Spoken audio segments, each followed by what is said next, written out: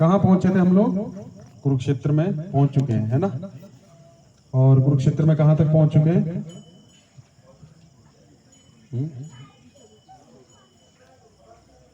कहां तक? अच्छा, ये तो गुजराती में दे दिया मेरे को। हिंदी में है भगवत गीता एक्स्ट्रा?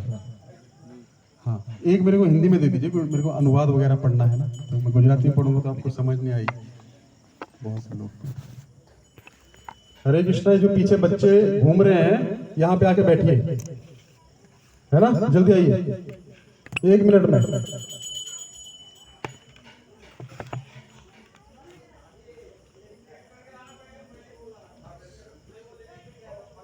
जल्दी आ जाइए, जल्दी, मैं वेट कर रहा हूँ इधर। तो कोई भी इधर उधर बैठा है तो इधर आ जाइए कथा में, है ना। कोई साइड इफेक्ट नहीं है कथा का कि दूर से ही सुनेंगे, तो आप इधर सुनेंगे तो आपको।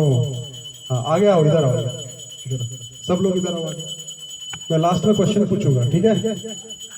इको ज्यादा है, थोड़ा सा एडजस्ट करेंगे, इको पता लगेगा। अरे सब लोग अपनी अपनी नोटबुक निकालिए, आज मैं बहुत इंपॉर्टेंट एक चीज बताने वाला हूँ।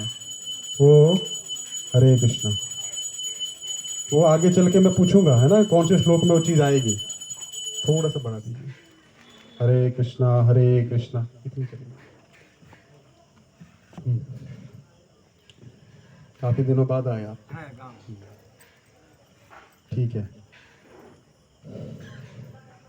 ठीक है। हम लोग कहाँ पहुंचे हैं? युद्ध क्षेत्र में पहुंच चुके हैं। कुरुक्षेत्र के युद्ध स्थल में हम लोग पहुंच गए हैं। और वहां पे अभी हमने क्या देखा? सबसे पहले धृतराष्ट्र बोले। किसको बोले? संजय को बोले। और क्या बोले? कि मेरे और पांडु के पुत्रों ने क्या किया, है ना। उसके बाद फिर क्या हुआ? दुर्योधन को राजा कह के उन्होंने संबोधन किया। और उसके बाद जो है गाड़ी आगे चलती है ना, पानी ले।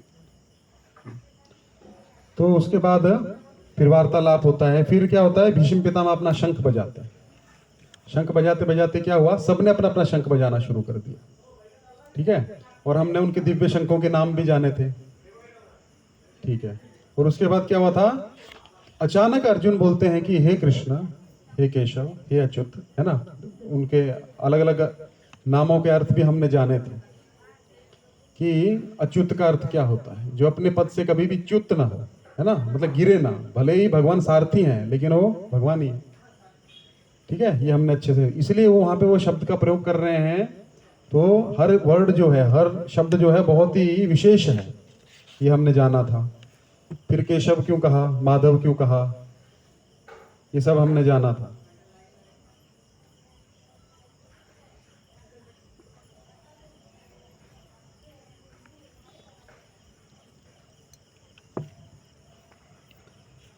फिर अचानक कृष्ण को अर्जुन बोलते हैं कि हे केशव, मेरे रथ को कहां ले चलिए? दोनों सेनाओं के मध्य ले चलिए। मुझे देखना है। क्या देखना है? कौन कौन युद्ध करने आए हैं। दुर्बुद्धि दुर्योधन का साथ देना, है ना। दुर्बुद्धि करके उन्होंने संबोधित किया। किसको? दुर्योधन को, अर्जुन ने। अच्छा, उसके बाद हमको यहीं से करना था ना। संजय उवाच, श्लोक संख्या 24, ये हो गया था।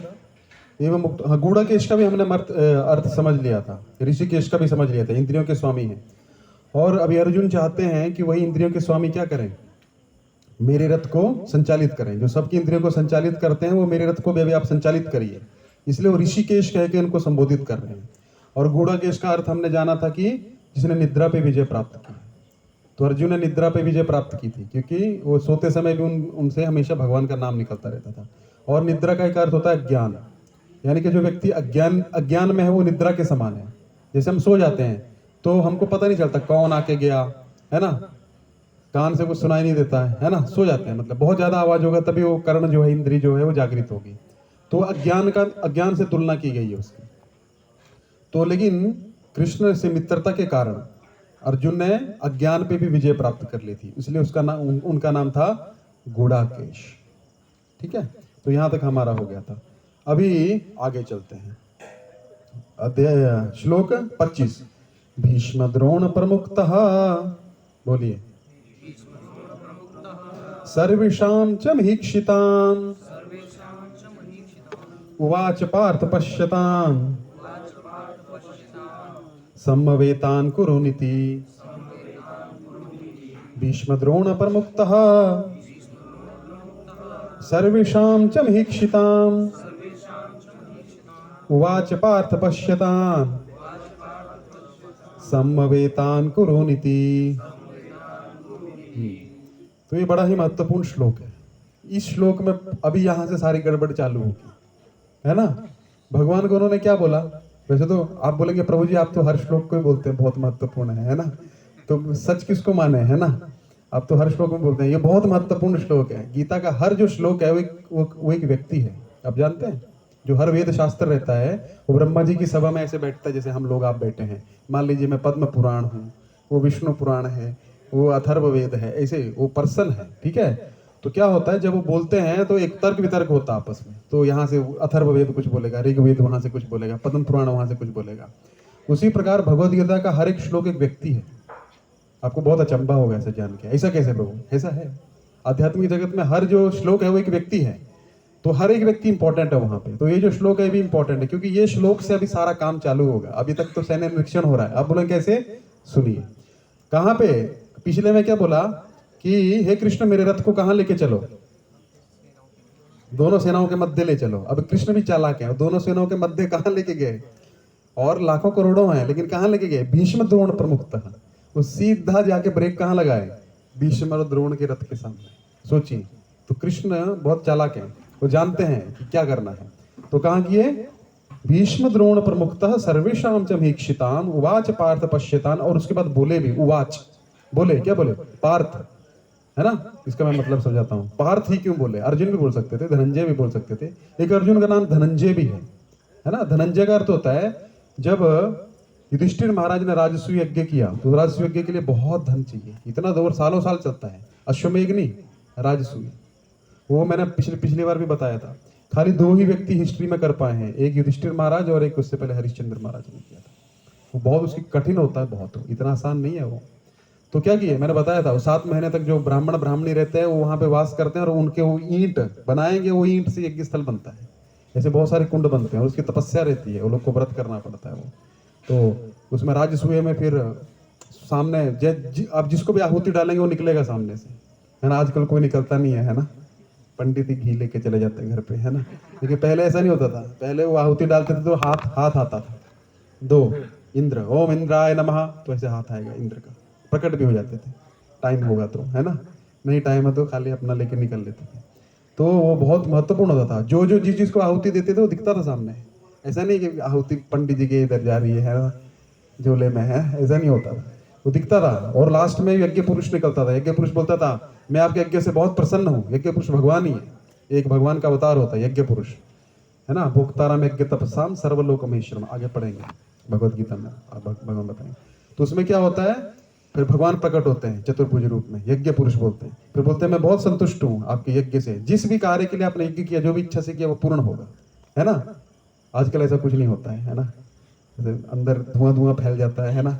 और क्या होता है, यज्ञ चल रहा है और सब अपना कोई व्हाट्सअप कर रहा है, कोई गप्पे मार रहे हैं, कोई बिजनेस की बात कर रहे हैं। यज्ञ पंडित जी का है, हमारा थोड़ा है। हमने तो दक्षिणा दे दिया पंडित जी को, वो जाने और यज्ञ पुरुष जाने क्या होगा। तो ऐसा नहीं होता था पहले। तो धनंजय अर्जुन ने क्या किया था, बहुत सारा धन लाए थे, है ना। तो हिमालय में बहुत सारा धन पड़ा था, वहां से अर्जित करके लाए थे, ठीक है। वो कभी और स्टोरी करेंगे उसको। तो यहाँ पे पार्थ बोला उन्होंने। पार्थ का किस शब्द से आया? पृथा, है ना। पृथा कौन है? अर्जुन की, कृष्ण की बुआ, वासुदेव की बहन थी पृथा, है ना। तो पृथा से शादी हुई थी किसकी?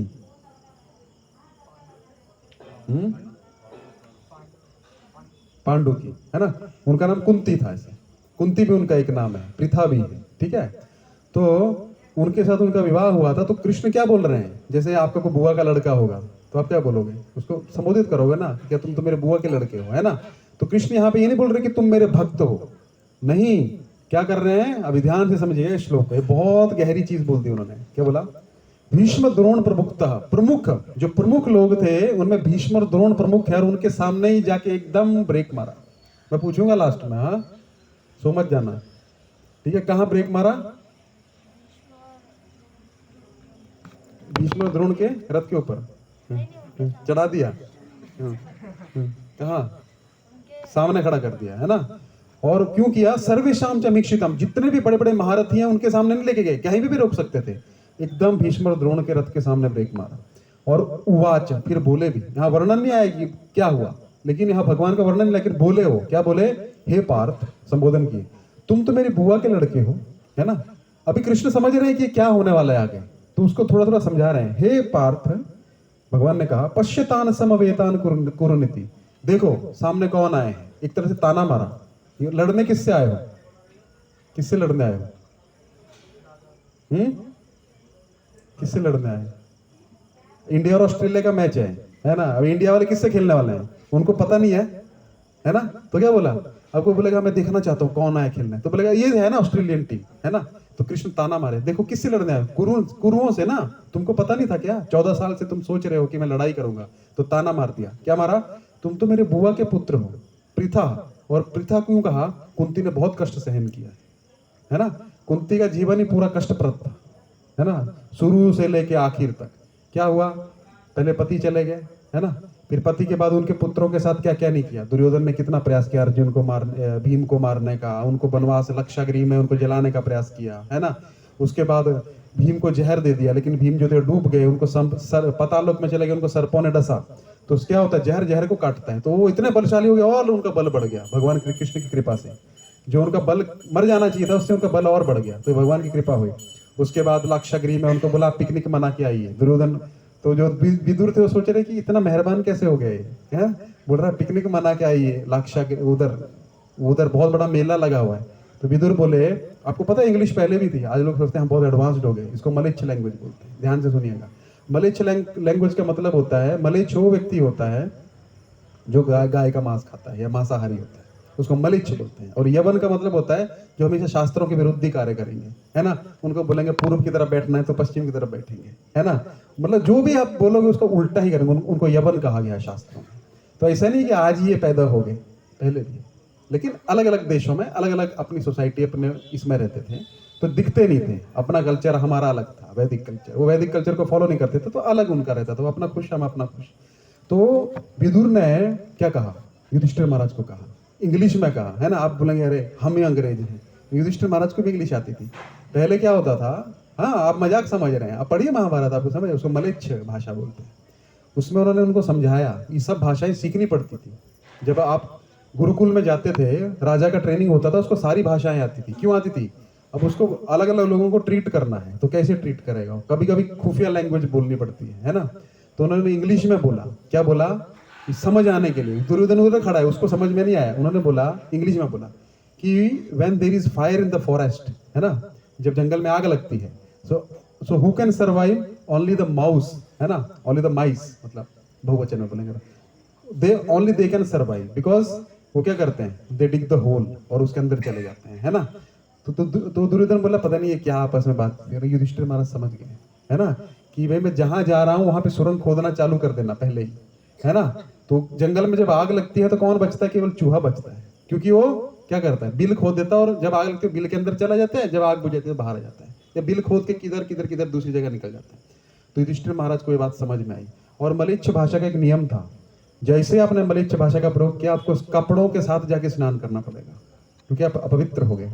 और आजकल तो हम इतना खुश होते हैं, ना, हमारे बच्चों को इंग्लिश क्यों नहीं आती है? तेरा जीवन ही बेकार है कि ये हिंदी संस्कृत में क्या रखा है? मतलब अभी ठीक है, जैसा है वैसा है, बट असली में फैक्ट ये है। तो कलयुग जैसे बढ़ा, मलेच्छों की संख्या बढ़ गई, मलेच्छों का मिश्रीकरण हो गया, मलेच्छ भारतीय सभ्यता में आ गए, यवन भी आ गए, मिक्सअप हो गया, है ना। और भारतीयों की आदत है ना, मेड इन इंडिया होगा तो बोलेंगे पता नहीं डाउट है ना। मेड इन अमेरिका होगा तो भले ही 1500 ज्यादा देना पड़ जाए, कोई प्रॉब्लम नहीं है ना। तो ये हमारा आदत रहा है, कॉपी कैट। हम लोग प्रभुपाद ने बहुत प्रयास किया प्रचार करने का, इंडिया में घर घर जाके प्रचार करते थे, प्रभुपाद जी। आज हम दोस्त प्रभुपाद जी हैं, तब कोई नहीं पूछता था। प्रभुपाद जी बोलते थे मुझे अपना एक बच्चा दे दो, है ना, तुम्हारे 5 बच्चे हैं ना, एक दे दो, मैं उसको ब्रह्मचारी बनाऊंगा और हम कृष्ण भावनामृत का प्रचार करेंगे विदेश में जाके। तो अरे स्वामी जी हमारा तो एक ही बच्चा है ना, वही आप ले लोगे तो क्या होगा, जब बड़ा हो जाएगा तो हम दे देगा। बड़ा होके क्या करेगा? जब पहले से उसका मन जो है, चित्त भगवान में नहीं लगा तो बड़ा होके कैसे लग जाएगा? तो वो नहीं होता है, बचपन में होता है, इसलिए इधर बैठना है, ठीक है ना? ओके। तो प्रभुपाद जी बहुत प्रयास किए, कोई नहीं आया। फिर प्रभुपाद जी जब अमेरिका गए तो अमेरिकन जब नाचे तो सबको यहाँ पे कुछ कुछ होने लग पड़ा है। अरे भारतीय लोग हम अपना संस्कृति छोड़ रहे हैं, जीन्स टी शर्ट में घूम रहे हैं और वो लोग धोती कुर्ता पहन रहे हैं, तो शर्म आती है ना। होता है ना, व्हाट्सएप पे मैसेज पढ़ते हैं, देखो विदेशी लोग नाच रहे हैं, इस्कॉन में गा रहे हैं, वो प्रसाद बैठ के खा रहे हैं, हम डाइनिंग टेबल पे खा रहे हैं, शर्म आनी चाहिए। तो थोड़ा अंदर थोड़ा लगता है ना, तो हम कॉपिंग कैट हैं। जब तक क्या है, भेड़ चाल है ना। एक पिक्चर का जब तक रिव्यू नहीं आएगा 10 लोग बोलेंगे बहुत अच्छी, तो हम देखने चले जाएंगे, भले अच्छी लगे ना लगे, 10 को अच्छी लगी है मतलब अच्छी ही होगी। हमारा अपना पर्सनल कोई मत नहीं है कि नहीं? जैसे एक भेड़ थी, एक बार एक न्यूज आया, एक ट्रेन के नीचे 72 भेड़ मर गई।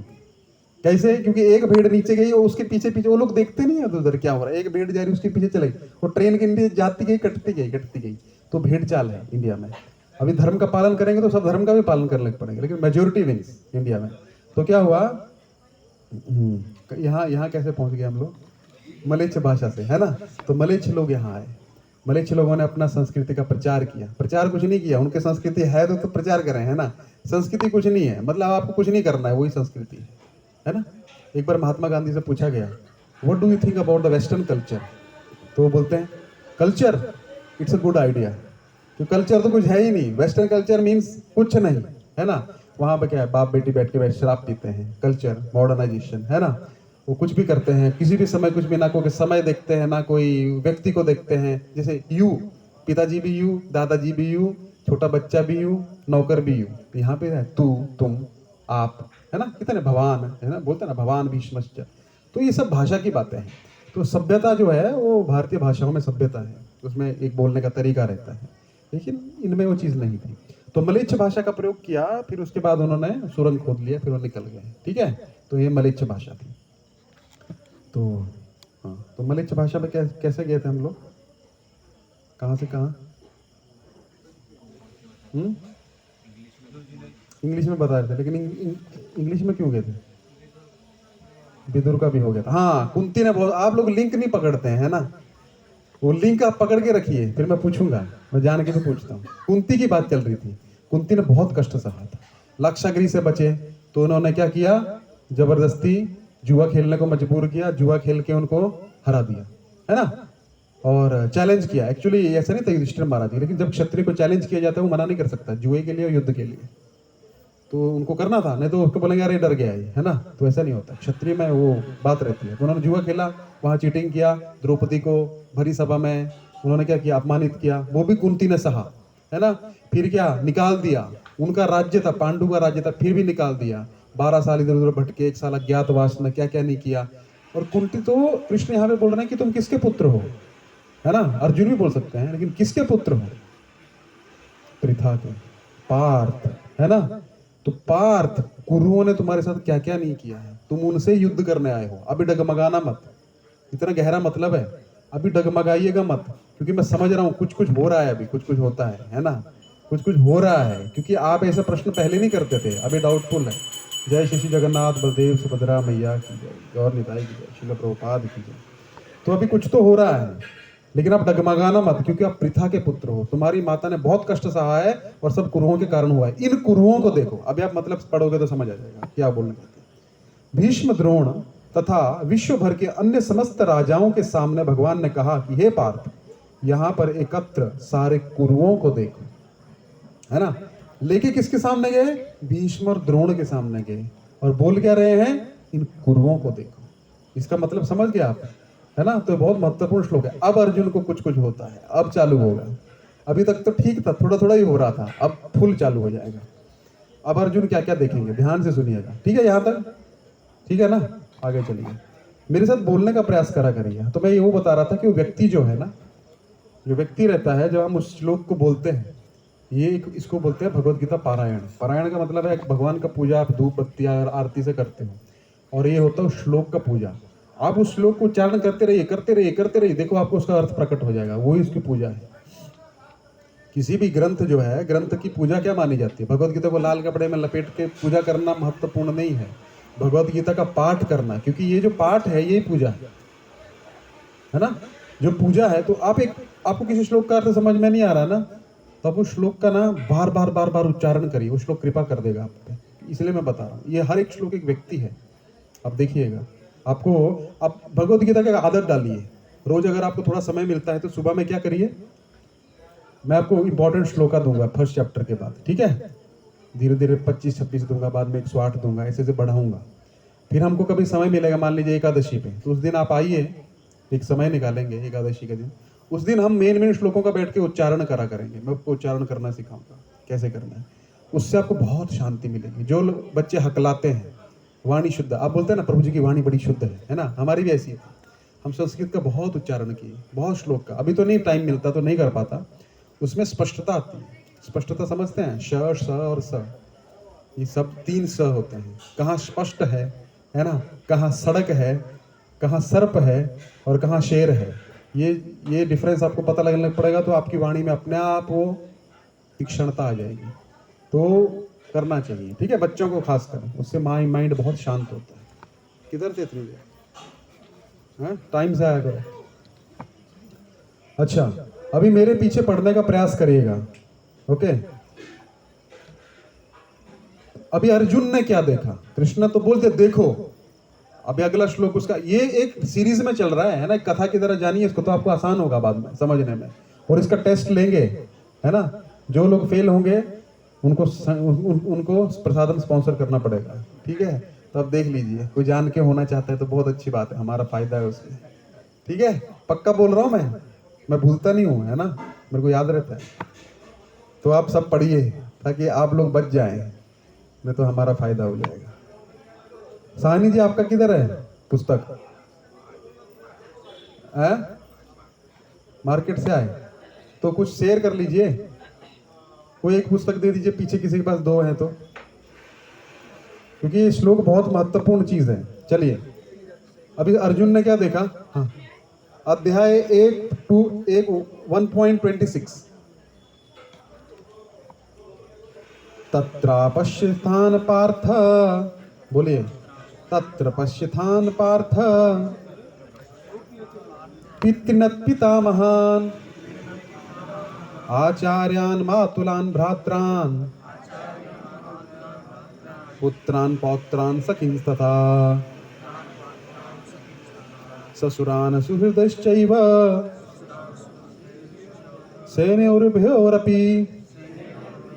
हाँ, तो इसका मैं फटाफट मतलब समझा देता हूँ, है ना। मेन जो शब्द है, तत्र, वहां पे, पश्यतान, उन्होंने क्या क्या देखा, पार्थ ने क्या क्या देखा, पितृनत पितामहान, क्या देखे, पितृनत, पितरों को देखा। पितर, उनके पिता के समान जो लोग थे वो भी आए थे युद्ध करने, है ना।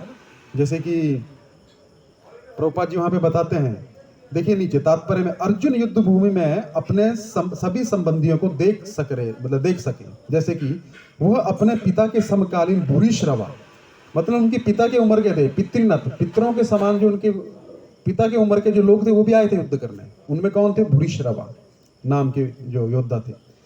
और जैसे भीष्म तथा सोमदत्त जैसे पितामह, भीष्म और सोमदत्त जो थे उनके दादा की उम्र के थे, है ना, वो भी आए थे। द्रोणाचार्य तथा कृपाचार्य, ये गुरु थे दोनों, है ना, तो वो भी उनको देखा, गुरु भी देखे, दादा भी देखे, पिता की उम्र के लोग भी देखे। और शल्य तथा शकुनी, शल्य तो इनके मामा थे, मैंने बताया था, है ना। शल्य जो थे वो मद्रास के जो माद्री थी उसके भाई थे, तो उसको अर्जुन दुर्योधन ने अपनी सेना में मिला लिया था, सामने थे वो। शल्य को देखा, और किसको देखा, शकुनी, मामा तो थे ना, भले दुर्योधन के थे, है ना। तो शकुनी बहुत महत्वपूर्ण व्यक्ति था, एक बार मैंने बताया था आपको, पूरा महाभारत का कारण ही वही था, है ना, बताया था ना। किसको याद है, क्या बताया था, किसको याद है, अब तो थे, जल्दी, किसी को याद है, जो लोग रेगुलर हैं, हाँ, पढ़ाई करके नहीं आते हैं, आप नहीं आए थे, आना चाहिए, कोई नहीं था। मैंने बताया था, शकुनी ने एक बार क्या किया, कुछ बुराई कर दी दुर्योधन की। दुर्योधन बहुत धूर्त व्यक्ति था, उसने उसके सारे संबंधियों को डाल दिया जेल में, और क्या करता था, 100 आदमी थे, खाना सिर्फ एक का देता था, है ना। तो जान के कि सारे मर जाएंगे, तो सब ने एक मीटिंग किया, बोला कि शकुनी, तभी शकुनी यंग था, शकुनी ने कांड किया था एक्चुअली, उसने कुछ गलत बोल दिया था।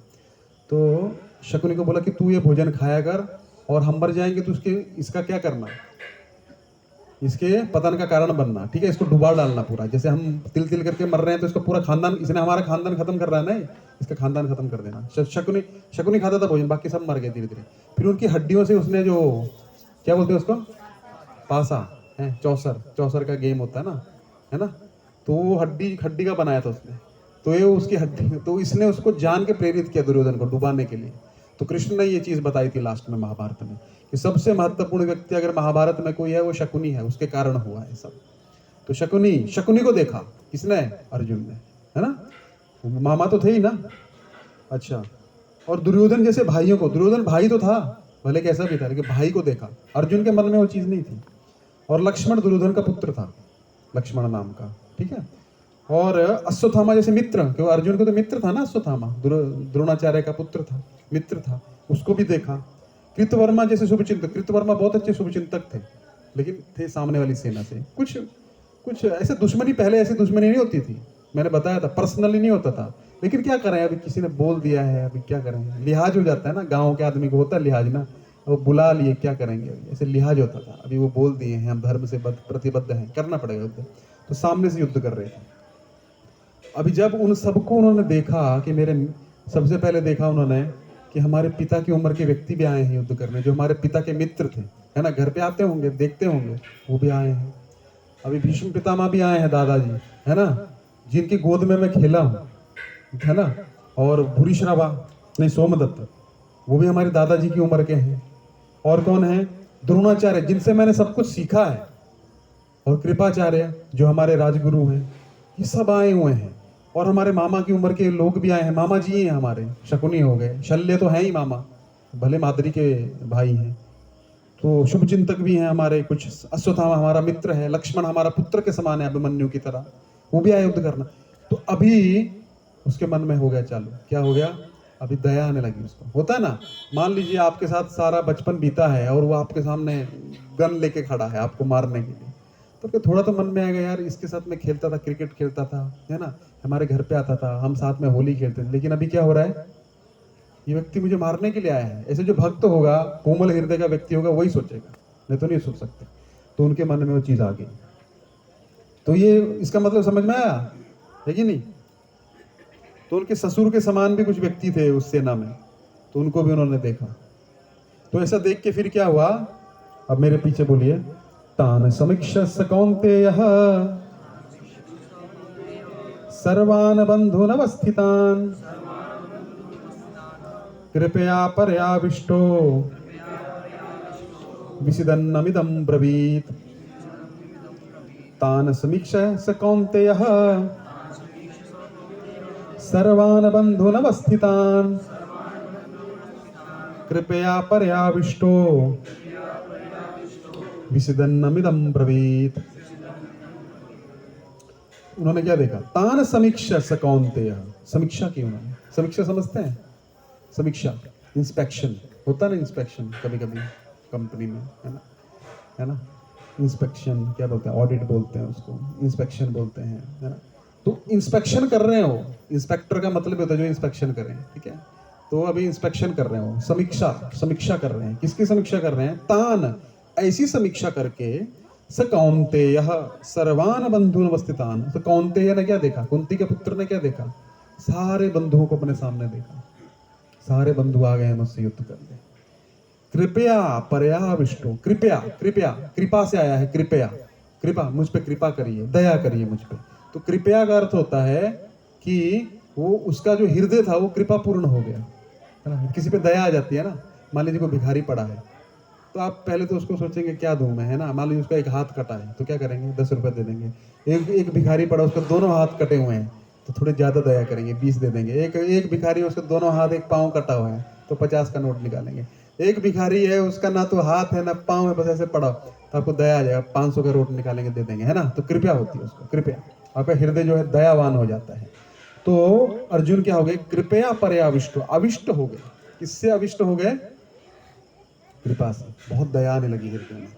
विषिदन्नमिदं ब्रवीत, फिर क्या हो गया, विषाद से ग्रस्त हो गए, विषाद हो गया उनको। विषाद समझते हैं, इस अध्याय का एक नाम है अर्जुन विषाद योग।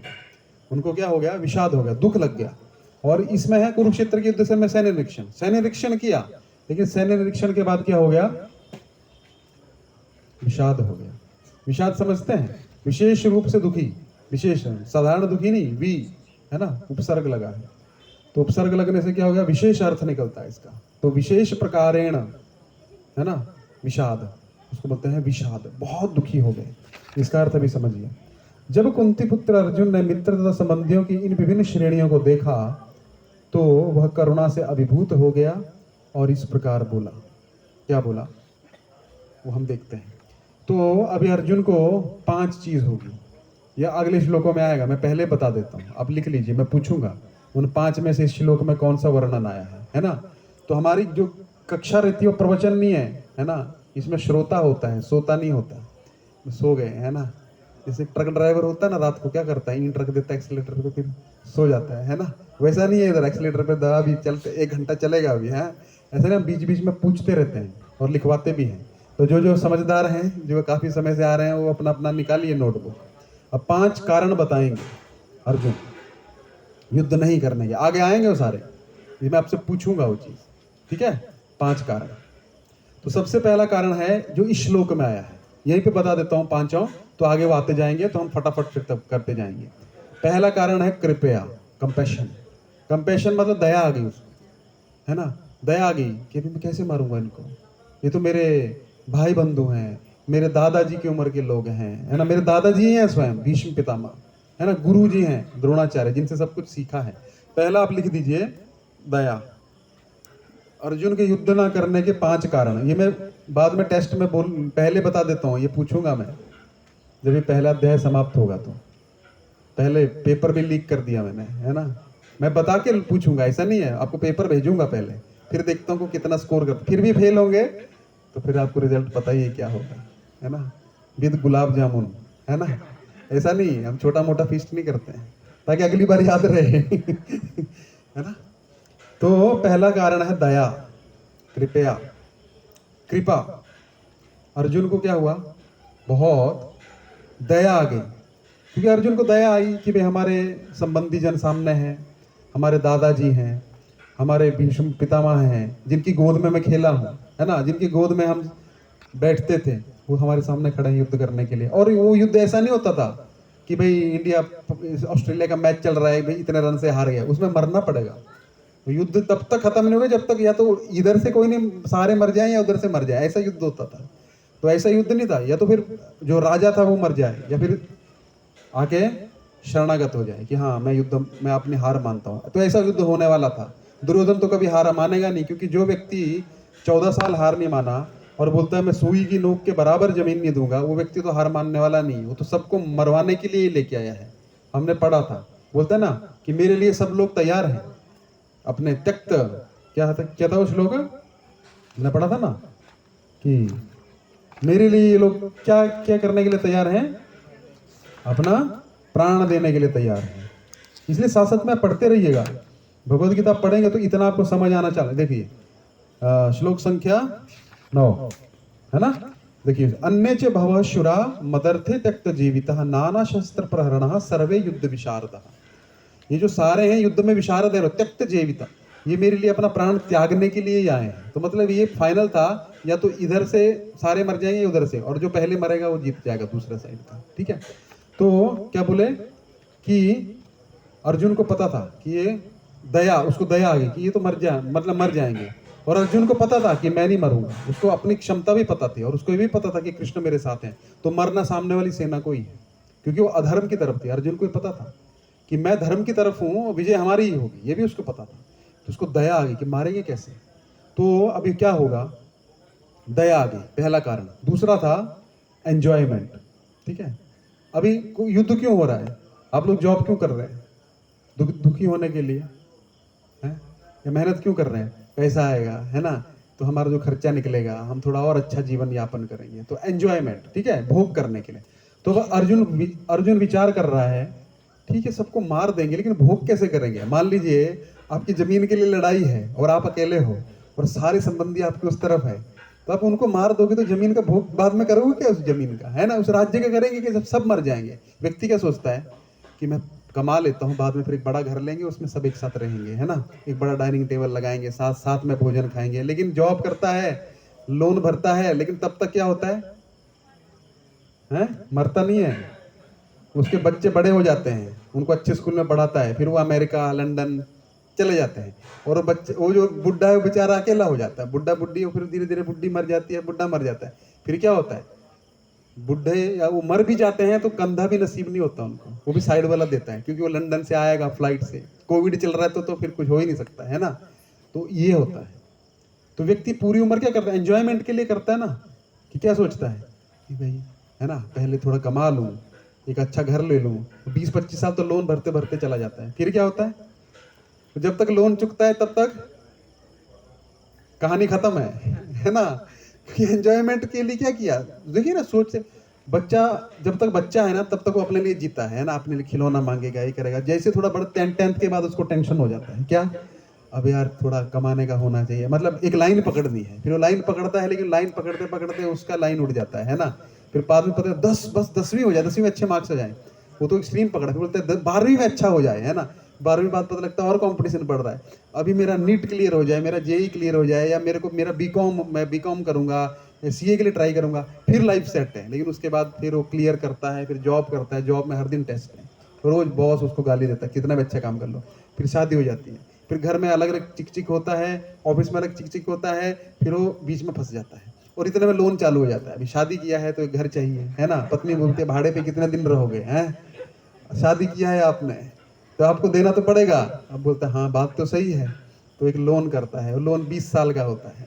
फिर वो लोन लिया, 20 लाख रुपए भरना है, 40 लाख रुपए, है ना। तब तक इतना वैल्यू हो जाता है। बेचारा बोलता है अब बस लोन खत्म हो जाए, बच्चे पढ़ लें, बस अपने लिए जीना बंद।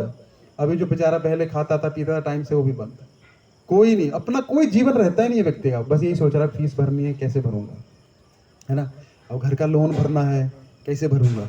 अभी उसकी शादी आ रही है, अभी अभी बहन की लड़की की शादी आ रही है, यही सबकी कहानी है ये। तो अपने लिए तो सोच ही नहीं रहा, वो अपना मतलब अपने बारे में सोच ही नहीं रहा। इतने में कहानी, बच्चे क्या होते हैं, पढ़ लिख लेते हैं, अमेरिका लंदन में सेटल हो जाते हैं, बोलते पिताजी हम आएंगे 5 साल में एक बार, है ना। पिताजी बोलता है मेरा बच्चा लंदन में है, मेरा बच्चा यूरोप में है ना।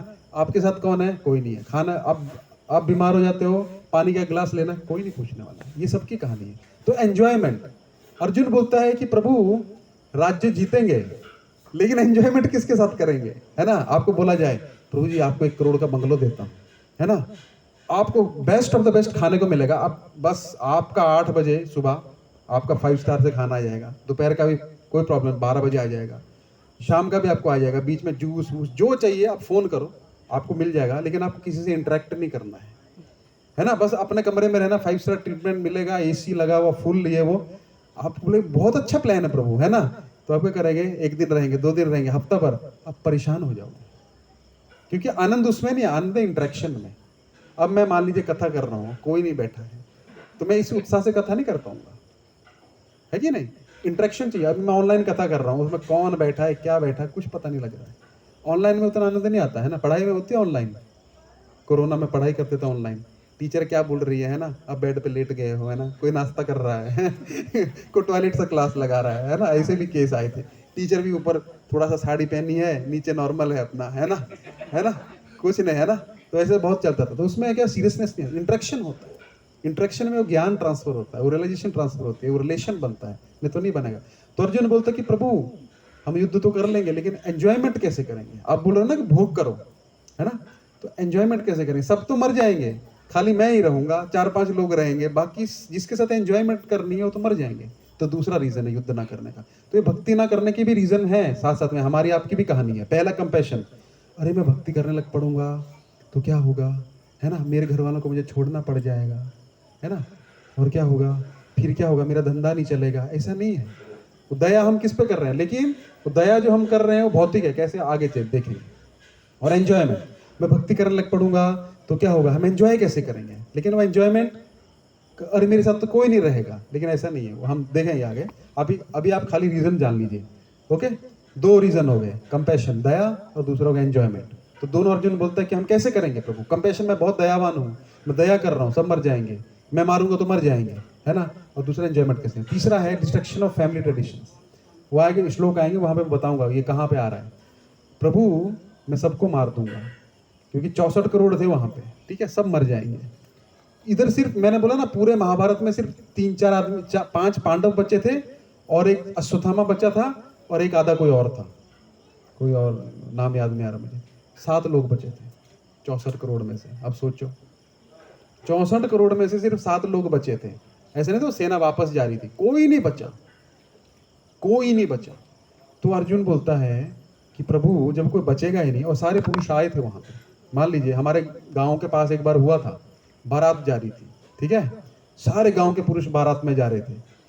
ट्रक किया था, ट्रक वाले ने शराब पी थी, आगे जाके वो बहुत फेमस घटना हुई थी, वो ट्रक पलट गए, सारे मर्द मर गए गांव के।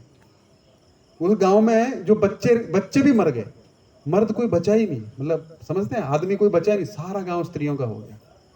तो ऐसा भी घटना हुआ था। तो अर्जुन बोलता प्रभु मैं सबको मार दूंगा तो क्या होगा, आदमी लोग तो कोई बचेंगे ही नहीं, तो फैमिली कैसे चलेगी आगे।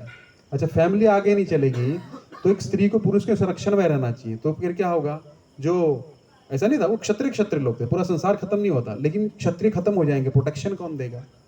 मान लीजिए यहाँ से पुलिस को हटा दें एक दिन के लिए, तो यहाँ पे इतना क्राइम हो जाएगा, पागल हो जाओ। 1 घंटे के लिए हटा दो तो क्षत्रिय है ना, प्रोटेक्शन देते हैं ना। तो जब क्षत्रिय नहीं बचेंगे, सारे संसार के क्षत्रिय तो यहाँ पे एकत्रित हो गए, तो क्या होगा, प्रोटेक्शन कैसे होगा, स्त्रियों को कौन संभालेगा। फिर स्त्रियां गलत लोगों से संग करेगी तो उससे वर्णशंकर पैदा होंगे, आगे आएगा वो श्लोक, तो मैं बताऊंगा वर्णशंकर का अर्थ भी बताऊंगा। वहां पे 2 वर्णों का संग हो जाता है, ब्राह्मण और क्षत्रिय का हुआ फिर भी ठीक है, ब्राह्मण और शूद्र का हो गया, उसमें आधी क्वालिटी ब्राह्मण की होगी आधी शूद्र की होगी, वो मिक्सअप हो जाएगा, तो उसमें वो कोई डिसीजन नहीं ले पाएगा। उसको क्या होगा, उसका जो माइंड है वो 2 तरह से चलेगा, थोड़ा ब्राह्मण का सोचेगा, थोड़ा शूद्र का सोचेगा। आप समझ रहे हैं, तो उसको वर्णशंकर बोलते हैं। तो वर्ण व्यवस्था पहले थी, वर्ण व्यवस्था में क्या होता था, उसका माइंड स्टेबल रहता था, जो भी डिसीजन लेगा, जैसे युधिष्ठिर महाराज है, क्षत्रिय हैं, उनको पता है एज इट इज क्या करना है ना। जैसे ब्राह्मण है तो ब्राह्मण को पता है वो ब्राह्मण का काम करेगा, उसको ब्राह्मण के गुण होंगे उसमें, लेकिन अगर उसमें वर्णशंकर हुआ, उसकी माता या पिता इधर उधर का हुआ, तो उसमें 2 विचार चलेंगे साथ में। इसलिए आजकल जॉब में बहुत दिक्कत होती है लोगों को, उनको समझ में नहीं आता हम क्या करें, है ना, क्या करें, क्योंकि मन करता है कि ये बन जाऊं फिर ये भी बन जाऊं, तो मिक्स्ड अप वैरायटी होती है, उसमें मिक्सअप हो जाता है, या तो उसका वर्ण उसको पता नहीं होता, तो ये सब प्रॉब्लम हो जाएगा प्रभु। तो फैमिली ट्रेडिशन में कोई रहेगा नहीं तो क्या होगा, फिर हमारी लुप्त पिंडोदक क्रिया आगे आएगा, पिंडदान कौन करेगा। और मैंने सुना है कि पिंडदान नहीं करते, अर्जुन बोल रहे हैं, तो उनके जो पित्र हैं वो स्वर्ग से गिर जाते हैं, नरकों में गिरते हैं, है ना। तो क्या होगा, फैमिली डिस्ट्रक्शन हो जाएगा, है ना। और उसका जिम्मेदारी किस पे पड़ेगा, हम पे पड़ेगा, क्योंकि मैं ही मार रहा हूं ना। तो जितना ट्रेडिशन का नाश होगा, जितने पितृ जो हैं वो नरकों से गिरेंगे, उसका सारा फल मुझे प्राप्त होगा। और क्या होगा, फिर मैं क्या करूंगा, कितने हो गए, 3 हो गए, है ना। Compassion, enjoyment and destruction of family traditions, मतलब दया, दूसरा भोग कैसे करूंगा, और तीसरा हमारी सारी जो कुल की रीति रिवाज हैं, जो कुल का हमारा सब पूजा पाठ चला आ रहा है, पितरों के लिए हम तर्पण करते थे, सब बंद हो जाएगा, ऊपर से गिर जाएंगे, उसका फल किसको मिलेगा, मुझे मिलेगा, ठीक है। अच्छा अभी चौथा रीजन, ये मैं सब डिटेल में भी बाद में बताऊंगा, वहां पे बहुत गहराई में चर्चा करूंगा, पितर क्या होते हैं सब कुछ, है ना, वर्णशंकर और चर्चा करूंगा, है ना। तो हाँ, चौथा है फियर ऑफ सिंफुल डायरेक्शन, पाप लगेगा। देखिए एक श्लोक आएगा, पापम एवाद, ये देखिए श्लोक संख्या 36 देखिए, वहां पे बोलेगा, है ना। ये सब मैं बताऊंगा जब आएंगे सारे। तो ये डायरेक्ट कहां पे आ रहा है, 36 नंबर में बोलेगा। वो क्या बोलेगा, पाप लगेगा प्रभु हमको, अगर हम सबको मार देंगे, नरक में वो गिर जाएंगे, क्योंकि मैं तो क्या कर रहा हूं, जो फैमिली के रीति रिवाज है उसको तोड़ रहा हूं, तो क्या होगा, सब नरकों में गिरेंगे, और क्या होगा, पाप लगेगा, है ना। बोलता ना, पापम एवाश्रेद अस्मान, हमको पाप लगेगा, है ना। आतताई का मतलब भी बताऊंगा बाद में क्या होता है। तो चौथा हो गया फियर ऑफ सिंफुल डायरेक्शन, प्रभु हमको पाप लगेगा, है ना। और 5वां है इंडिसिसिव देखिए एकदम लास्ट में जाइए, इस श्लोक संख्या 46,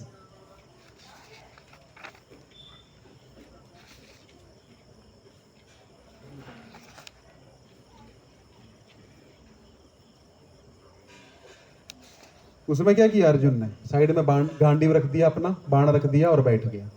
मुझे कुछ समझ नहीं आ रहा, युद्ध करना ठीक है कि युद्ध नहीं करना। एक मन बोलता युद्ध करूं, एक मन बोलता नहीं करूं। मुझे कुछ समझ में नहीं आ रहा, गांडी साइड में रख दिया, बैठ गया। तो इसको बोलते हैं इंडिसिसिव। इंडिसिसिव मतलब कोई निर्णय लेने के काबिल नहीं था वो, अनिर्णय, है ना, वो निर्णयहीन हो गया, उसको कोई निर्णय नहीं। तो 5 रीजन हो गए, ये सब आएंगे आगे। क्या हो गया पांचवा? एक मैनेजमेंट में कहावत है, your fade pencil is better than your sharp memory. तो ऐसा मत सोचिए कि मेरी मेमोरी बहुत अच्छी, मैं बादाम खाता हूँ सुबह, है ना, तो याद रहेगा, भूल जाएंगे आप। इसलिए आपकी फेड पेंसिल जो है, it is better than your sharp memory. Fade pencil से लिखेंगे, 15 साल बाद भी खोलेंगे तो याद है, हाँ प्रभु जी ने ऐसा बताया था। ये लिखने का होता है, लिखना चाहिए, नोट्स बनाने चाहिए, क्योंकि कल को आपको भी भाई आगे टीचर बनना है कि नहीं बनना है, आपको भी सिखाना है कि नहीं सिखाना। पहले सीखो। अच्छा शिष्य वो है, अच्छा गुरु वो है जो अच्छा शिष्य था, और अच्छा प्रवक्ता वो है, वक्ता वो है जो अच्छा श्रोता था। ये याद रखिएगा, है ना। डायरेक्ट गुरु बनने जाएंगे तो कुछ नहीं होगा, इसलिए सीखना चाहिए, अच्छे से लिखना चाहिए, घर में जाकर अध्ययन करना चाहिए। 10वीं के लिए कितना पढ़ाई करते थे, 12वीं के लिए, है ना, तो उसका अगर हम 10% भी डाल देंगे तो जीवन में हमारा जीवन सफल हो जाएगा। फिर से जन्म नहीं लेना पड़ेगा, लोन नहीं भरना पड़ेगा, है ना, है ना, टेंशन फिर से जेईई नहीं देना पड़ेगा, नीट नहीं देना पड़ेगा, है ना, बहुत प्रॉब्लम सॉल्व हो जाएगा। वो आगे पढ़ेंगे हम लोग क्या क्या प्रॉब्लम सॉल्व हो जाएगा। तो क्या हो गया? 5 रीजन हो गया अभी तक। कौन कौन बता सकता 5 रीजन? हाथ खड़ा करिए। अरविंद जी पहला बताइए, देख के बता दीजिए, पहली बार याद नहीं रहेगा। दया, है ना, हाँ दया आ गई उनको। दूसरा एंजॉयमेंट, है ना, कि एंजॉय किसके साथ करेंगे, सब मर जाएंगे तो। तीसरा डिस्ट्रक्शन ऑफ फैमिली ट्रेडिशन, है ना, सब जो कुल धर्म है उसका नाश हो। कुल धर्म वाला भी श्लोक आएगा, वो मैं सब बताऊंगा, तब पूछूंगा ये वाला कौन सा रीजन है ना। तो कुल धर्म का नाश हो जाएगा प्रभु, है ना। और चौथा पाप लगेगा, वो श्लोक बता दिया 1.36, है ना, तो पाप लगेगा। चौथा 5वां इंडिसिजन, अनिर्णय, है ना, वो आगे दूसरे अध्याय में भी चलेगा। वो बोलेगा कि मुझे क्या पता, मेरा अभी चक्कर आना चालू होगा उसको, देखो अभी सब होगा। अभी यहां तक पहुंच गया, अभी अगला श्लोक। अर्जुन उवाच दृष्ट्वेवं स्वजनं कृष्ण युत्सु समुपस्थितं सिदन्ति मम गात्राणि मुखम च परिशुष्यति। अभी क्या हो रहा है?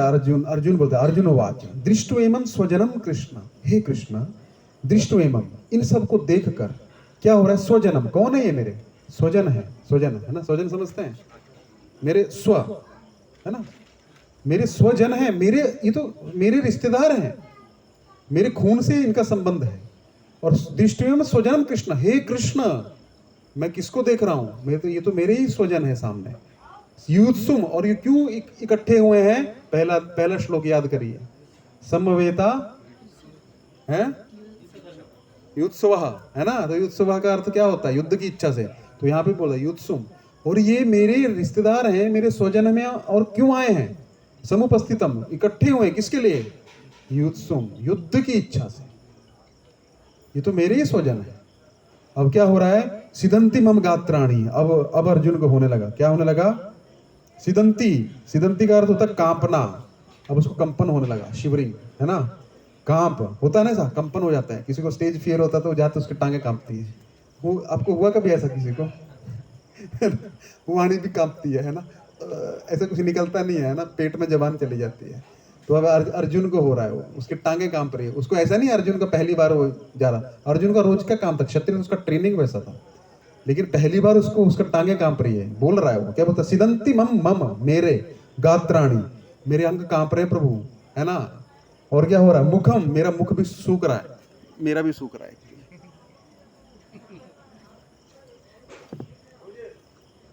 मुखम च परिशुष्यति, मेरा मुख सूख रहा है। अब अर्जुन को होने लगे साइड इफेक्ट, है ना, साइड इफेक्ट होता है ना। तो क्या हो रहा है? हे कृष्ण दृष्टवेमम, अच्छा एक बार अभी आपको ये अर्थ समझ आ गया एक एक वर्ड का। दृष्टवेमम स्वजनम कृष्णम, कृष्ण, देखो संस्कृत पढ़ूंगा तो ही आपको समझ आने लग पड़ेगा मैं क्या बोल रहा हूँ। दृष्टवेमम स्वजनम कृष्ण युत्सुम समुपस्थितम सिदंती मम गात्राणी मुखम च परिशुष्यति, मेरा मुख सूख रहा है, मेरे हाथ पांव कांप रहे हैं। और क्या हो रहा है? क्यों हो रहा है? क्योंकि मेरे स्वजन सामने खड़े हैं और क्या कर रहे हैं, वो युद्ध की इच्छा से खड़े हैं। अभी पढ़िए, अर्जुन ने कहा, हे कृष्ण, इस प्रकार युद्ध की इच्छा रखने वाले अपने मित्रों तथा संबंधियों को अपने समक्ष उपस्थित देखकर मेरे शरीर के अंग कांप रहे हैं और मेरा मुख सूख रहा है ना। तो मुख जो है, एक तो डर के मारे भी सूखता है ना, कांपते हैं हम लोग स्टेज फियर के कारण, है ना। लेकिन यहाँ पे उसको स्टेज फियर नहीं है या उसको बैटल का फियर नहीं है, उसको फियर क्या है वो कारण भी बता रहा है। मेरे को फियर क्या है कि मेरे जो संबंधी हैं, और क्यों हैं, अब मान लीजिए आपको पता लगे, अब जिस संबंधी, मान लीजिए आपके मामा का लड़का आपका भाई हुआ, आपका बहुत अच्छा दोस्त है ना, और आप उसके साथ जा रहे हो और अचानक से वो क्या करे, आपको पता लगे कि सारा षड्यंत्र इसने रचा है मुझे मारने के लिए, है ना, और आप उससे बहुत प्रेम करते हो और वो आपके कनपट्टी पे गन रखते हैं, तो आपको भी ऐसा लगेगा ना, भाई क्यों, मैं तो आपसे बहुत प्रेम करता था, है ना।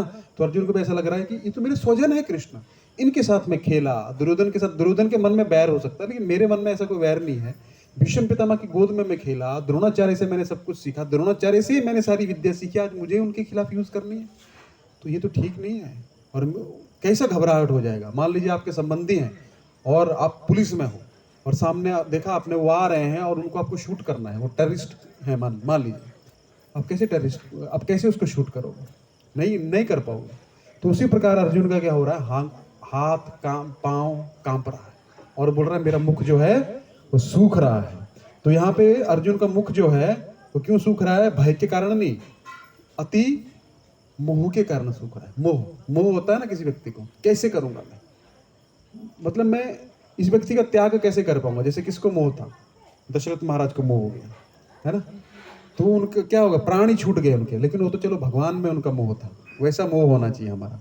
लेकिन अगर हमारा स्वजनों में मोह रहेगा तो प्राण नहीं छूटता है। पता है आपको, लास्ट में व्यक्ति कुछ बोलना चाहता लेकिन वो प्राण छूटता नहीं, क्योंकि मैंने बताया था एक बार, मान लीजिए आपकी सबसे इंपॉर्टेंट चीज, आपने एप्पल का मोबाइल खरीदा 1.5 लाख रुपए का, बहुत सैलरी इकट्ठा कर करके, है ना, कौन सा चल रहा है अभी, है, इनको सब पता रहता है? पढ़ाई में कितने चैप्टर हैं वो पता नहीं होगा, है, मोबाइल कौन सा चल रहा है वो सब पता है। अच्छा कौन सा, बोलो शाबाश,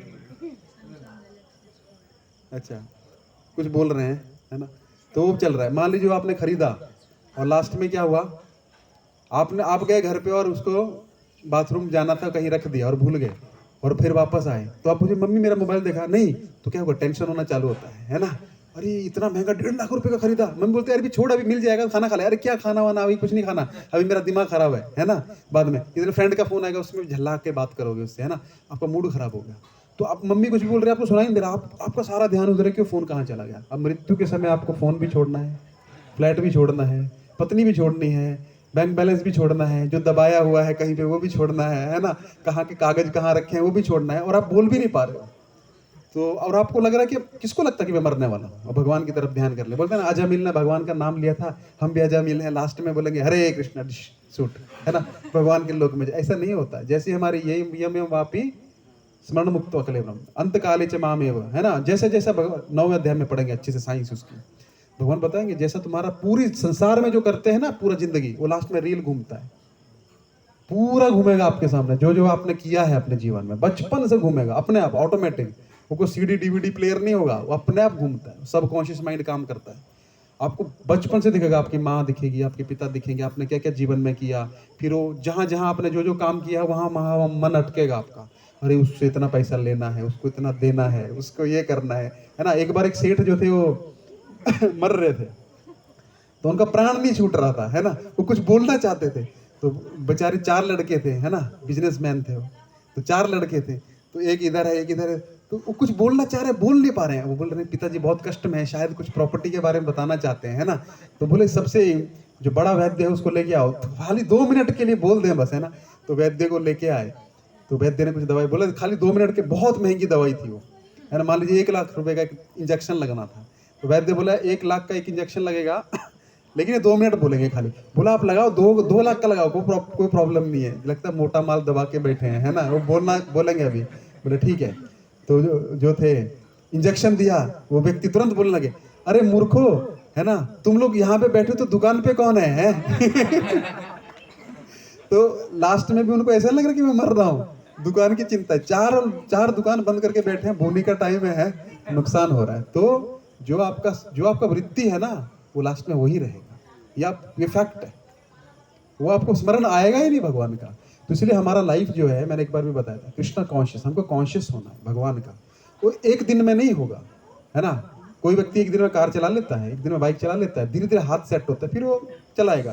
तो धीरे धीरे आप ट्रेनिंग लेंगे ना इसकी, धीरे धीरे प्रयास करेंगे। प्रभुपाद बोलते हैं everyone has to fly their own planes. मान लीजिए आप प्लेन उड़ाना सीख रहे हैं, पायलट आपके बाजू में बैठता था, रोज बताता था, कभी कोई बटन भूल भी जाते तो बताता था, है ना। अब एक दिन आपको खुद उड़ाना है, और उस दिन बटन भूल गए तो आपका टिकट कट जाएगा ऊपर का, है ना। तब कोई नहीं। तो everyone has to fly their own planes. हम आ सकते हैं, बैठ के जप कर सकते हैं, आपको अच्छा बताया। मैं अपनी भी बात कर रहा हूँ, आपकी नहीं। सबको अपना जीवन जो है ना, वो खुद कहाँ जा रहा है वो देखना चाहिए। तो प्रभुपाद बोलते हैं everyone has to fly their own planes. हमको अपनी विमान जो है खुद उड़ाना है। हमारी जिम्मेदारी भक्ति की हमारी है। वो प्रभु जी, वो भक्त के कारण मुझे परेशानी है, मेरी पत्नी मुझे, तुकाराम जी को कितना कष्ट था, जानते हैं आप संत तुकाराम को। उनकी पत्नी उनको एक बार गन्ना लाने भेजा, उनको घर पे कुछ नहीं रहता था, है ना। तो ना वो जहाँ पे हरि भजन होता था वहां खो जाते थे। तो वो सुबह भेजा था, वो शाम तक आए नहीं। बोले किधर गए? उस टाइम मोबाइल तो होता नहीं था, व्हाट्सअप भी नहीं था। तो बोले पूछा, बोले पता नहीं, हम गए थे कहीं तो आए नहीं। तो शाम को आए, 2 गन्ना लेके, वो गन्ना लेके आ रहे थे, लेकिन कोई मांगा उसको दे दिया, उसको दे, खाली एक गन्ना रह गया उनके पास में, है। और यहाँ बच्चे भूखे मर रहे हैं। तो बोले कि उनकी पत्नी पूछी, है ना, मराठी में पूछी होगी, जो मराठी वो समझते हैं। तो बोले कि किधर है गन्ना, है ना। बोले ये है। उसको इतना गुस्सा है, उस गन्ने से उनकी पिटाई करने लग पड़ी। इतनी पिटाई की, तो संत तुकाराम तब भी दुखी नहीं हुए। बोले ठीक है, संसार है, पिटाई हो रही, अच्छी बात है, भगवान का ज्यादा स्मरण होगा। लास्ट में जब उनको विमान लेने आया, देहू कितने लोग गए आप में से? कोई नहीं गया। अब दमन में ही वास करते हैं, दमन से बाहर नहीं छोड़ते। कहीं देहू नहीं गए? सुना भी नहीं कभी देहू? चलिए आपको लेके जाएंगे, एक प्रभु जी हैं, अब तो महाराष्ट्र नहीं है, तो देहू लेके जाएंगे आपको, ठीक है। वहां पे संत तुकाराम जी के लिए विमान आया था। इस संसार में बहुत कम बार हुआ है। तो ध्रुव महाराज के लिए विमान आया था, और संत तुकाराम के लिए साक्षात विमान आया, है ना। अभी भी एक अभी होली के आसपास एक कौन सा होता है वो फेस्टिवल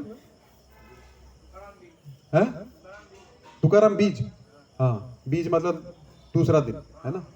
तो उस दिन ना, वो बड़ा बरगद का वृक्ष है, वो हिलता है उस टाइम पे, अभी भी कंपन होता है। मतलब आपको पता लगे, वो विमान आया था तो उतरा। संत तुकाराम जी अपनी पत्नी को बोले, देख मैंने भक्ति किया, लेकिन मैं तेरे को भी साथ में लेकर जाना चाहता हूँ, सशरीर है, ऐसे नहीं मर के गए। सामने सब सारे गांव वालों ने देखा, उनका विमान जा गया ऊपर। तो बोला कि चल बैठ जा। बोले नहीं, इधर कौन संभालेगा, है ना। तो नहीं गई, क्योंकि जो सारी जिंदगी किया है वही व्यक्ति करता है, नहीं छूटता है। उसके लिए बहुत साधना और बहुत भक्तों को, उन्नत भक्तों का संग, उन्नत भक्तों का संग, भक्तों की भी बहुत श्रेणियां होती हैं, तब वो छूटेगा। तो उनका विमान गया ऊपर, ठीक है, तो नहीं छूटता है, बोलने का मतलब ऐसा है। तो कहां से कहां पहुंच गए हैं? मेरे को याद है, मैं आपको पूछ रहा हूं।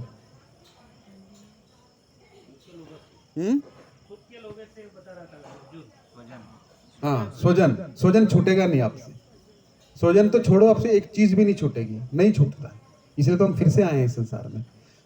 ऐसे बहुत सारे, आपने देखा कभी खजाना होता है, खजाना, उसमें सांप होता है, देखा कभी? वो सांप क्यों होता है? वो वही व्यक्ति है जिसने वो गाड़ा था, उसको लास्ट में याद आया और वहीं पे वो आ गया। ऐसा होता है, वो छोड़ता नहीं है उसको। अब मार दोगे तब जाएगा ना, तो जाएगा ना उसको छोड़ के।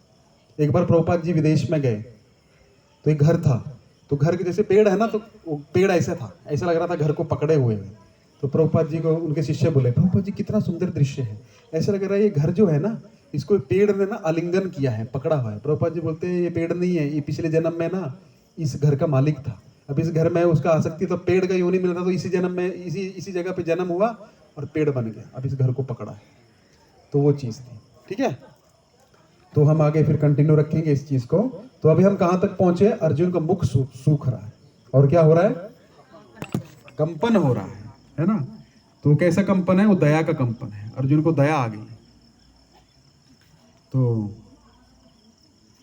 तो आज हमने क्या समझा? कृष्ण ने क्या किया? अर्जुन के रथ को एकदम भीष्म और द्रोण के प्रमुख खड़ा कर दिया। कोई बाल माला करेंगे, छोड़ेंगे नहीं इतना आसानी से। हफ्ते में एक दिन ही मिलते हैं, अब बोलेंगे प्रभु जी एक दिन में ही पूरी कसर निकाल देंगे। तो अभी हमने क्या क्या किया, अर्जुन के रथ को कहाँ खड़ा किया, भीष्म और द्रोण के सामने खड़ा कर दिया, और क्या कहा, कुरुओं को देखो, हे पार्थ, तुम पृथा के पुत्र हो, नॉर्मल आदमी नहीं हो, तो सोच लेना पहले कि क्या करने जा रहे हो, मुझे सब समझ में आ रहा है, वो कहा। फिर क्या किया, वहां पे आगे रथ गया, उन्होंने देखा मेरे पितामह की उम्र के लोग आए हैं, पितामह ही आए हैं, स्वयं भीष्म पितामह, गुरु जी आए हैं द्रोणाचार्य, ससुर की उम्र के लोग आए हैं, मेरे पिताजी की उम्र के ये भूरिश्रवा है ना, और मेरे मामा शकुनी और शल्य भी खड़े हैं वहाँ पे, और मेरे पुत्र के समान लक्ष्मण दुर्योधन का पुत्र खड़ा है वहाँ पे, है ना, और पौत्र भी खड़े हैं, जो पौत्र है मतलब अर्जुन की उम्र उस टाइम ऑलमोस्ट 125 साल थी, ऐसे नॉर्मल था अर्जुन, एकदम जवान लगता है ना, उस टाइम उम्र ज़्यादा, मतलब हट्टे कट्टे लोग होते थे, है ना, ऐसे हमारी तरह नहीं थे।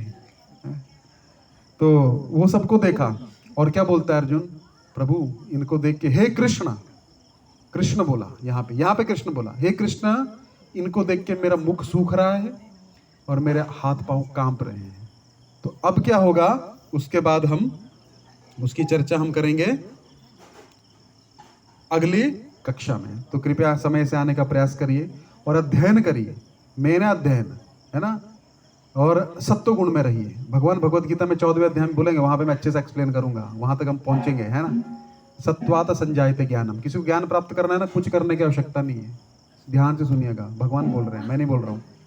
हाँ क्या हुआ, तो वहां पे आपको पढ़ने की भी आवश्यकता नहीं, सत्व गुण में आइए, समय से सुबह उठिए, सूर्योदय से पहले। जो सूर्योदय से पहले उठे वो देवता, जो सूर्योदय के समय उठे वो मनुष्य, और जो सूर्योदय के बाद उठे वो हम लोग, है ना।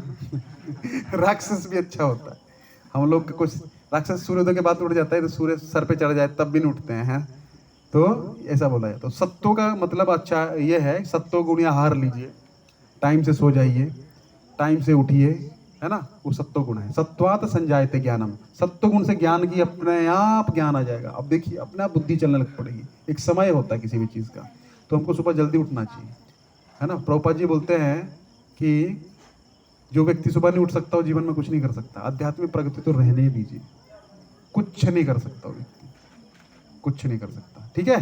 तो अभी हम जप करेंगे, किसी कुछ प्रश्न है तो कृपया करके पूछिए। बहुत बहुत धन्यवाद, हरे कृष्ण।